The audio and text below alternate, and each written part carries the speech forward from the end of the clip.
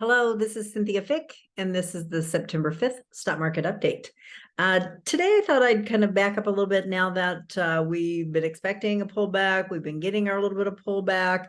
We use that as a buying opportunity over the last few weeks to be putting some money to work. We still have more to do. And for those of have discussed that, that is, in the works also.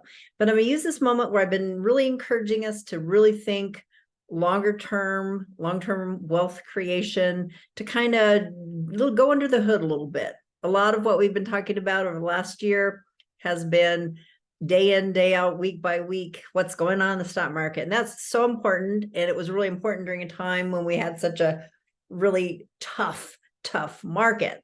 I think things may smooth out here. And so let's use this little bit of quiet time to kind of lift up the hood and let me go into more depth about some of the things you hear me talking about all the time. And some of you have been with me for 25 years and you see this all the time, but it's never a bad idea to go back and get a refresh. Others are newer. We had an advisor join us last year, so you're newer to us, or you've been referred. And we thank you so much, long-term clients, for all your many referrals. So this may be some new things, it may be a refresher, but I'm just going to lift up the hood and show you some other things that go into making our decisions in the long run. So the first one being that bull bear indicator. Most of you see it whenever we do a review. And here's just some, general information about it.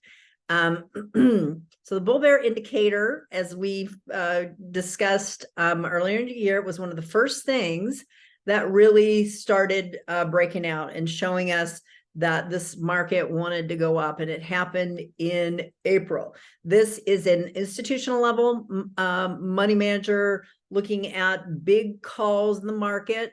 All the green ones are the bulls, get in the market. All the red ones are the bears, sell, get out of the market. And so we look, this is a lot based on momentum. This goes back to 2000. And, you've seen this before, many of you. In October 2000, it went bear, sell, get out of the market, and dropped down to the S&P 500. The S&P 500 proceeded to go down. So it's been, March 2003, it went bull, get in, buy, and the market proceeded to go up. Again, it's not exactly perfect, but it's pretty good at calling all the big moves in the market. So we look here first.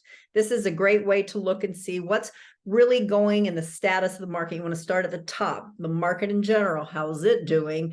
And then you start boiling it down into sectors of the market and stocks that are doing really well. So this has been pretty accurate calling big moves. Again, in April 2023, it went bull, buy, get in. It was the first thing that I saw that had done that. And so it was our first little flag to get our attention to say, hey, this rally really has legs. And so this institutional level service not only makes big calls, the bigger picture on the stock market, but it also tells us which sectors of the market are doing well. And that kind of leads into the conversation.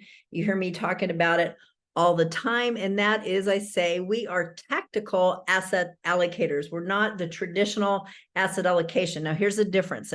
If we were traditional, and many of you have worked with advisors in the past who are more the traditional asset allocation. And so way back when they would have said, traditional asset allocation, you must have 10% in international. So 10 years ago, you bought international funds or stocks, and unfortunately, didn't do very well for the last 10 years.